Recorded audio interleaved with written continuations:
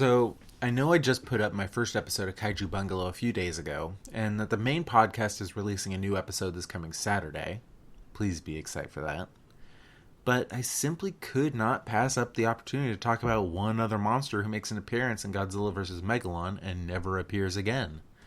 He's so important to the Godzilla community and the Kaiju film community as a whole that it would be sacrilege to go without talking about him. And I just don't know when else I would be able to. So, come on into my Kaiju Bungalow, grab a drink, and let's talk about Jet Jaguar.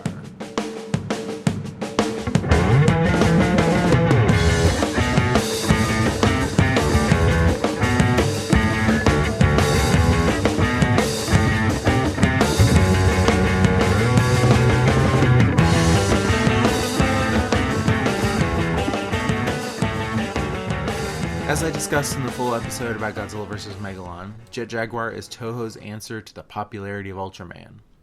I've started watching Ultraman recently, actually, ever since I got those new Blu-rays that came out recently.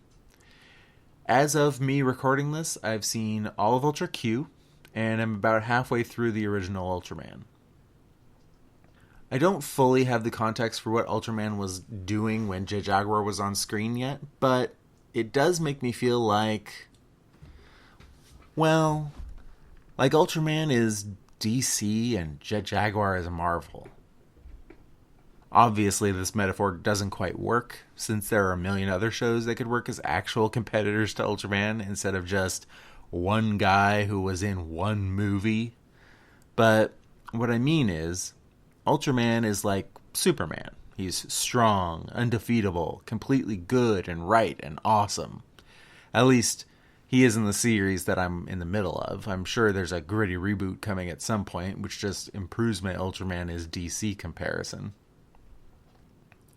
Jet Jaguar, though, is flawed. He messes up a lot.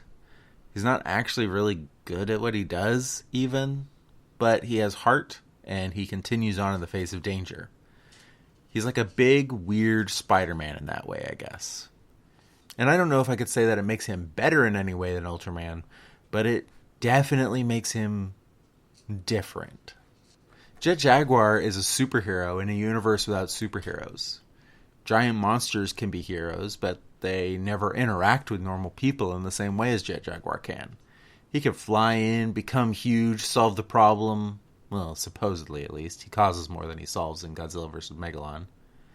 And then he can return to human size to hang out with the weird inventor family he lives with. It's a dynamic you see all the time in Japanese superhero shows like Ultraman or Super Sentai. That's Power Rangers to you. But you never really see it in Godzilla movies. It's part of what makes Jet Jaguar so cool. He's the kind of guy you could give a cool fist bump to, then he'd fly away and give a cool fist bump to Godzilla. And then it's like you gave Godzilla a cool fist bump, I guess. Look, I don't know if I can explain why Jet Jaguar is awesome. He just is. He looks like a robot version of Jack Nicholson or the Green Goblin. He's a huge bro that does the coolest handshake ever with Godzilla. He could change sizes because he's programmed to. He's just cool, man. I don't know. Jet Jaguar, like Megalon, is in a bunch of stuff, but he's never taken super seriously in them. He's a secret character in that PS4 game that is objectively bad, but I still love to death. He shows up in the comics a lot.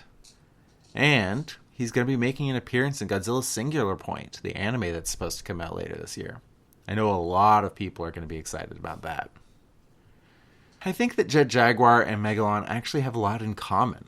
They're both loner weirdos who run with the wrong crowd for a while. Jet Jaguar wises up and joins Godzilla eventually, though. They're both very expressive. They have kind of weird designs. And they both are, in my opinion, actively looking for the approval of the humans they work for. Megalon's like a big puppy dog, and Jet Jaguar is that friend who always means well and is a big dork, but you still like him because he always comes through in the end. Or maybe I just like his theme song too much. You know, things can just be that simple sometimes.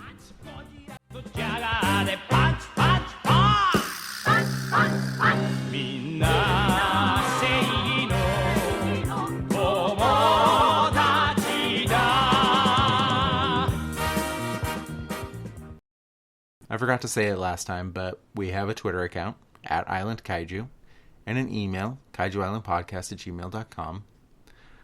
I love hearing from you guys, so please shoot us a message or leave us a comment. I hear it's important for blossoming new podcasts, but I don't plan to push that one too much.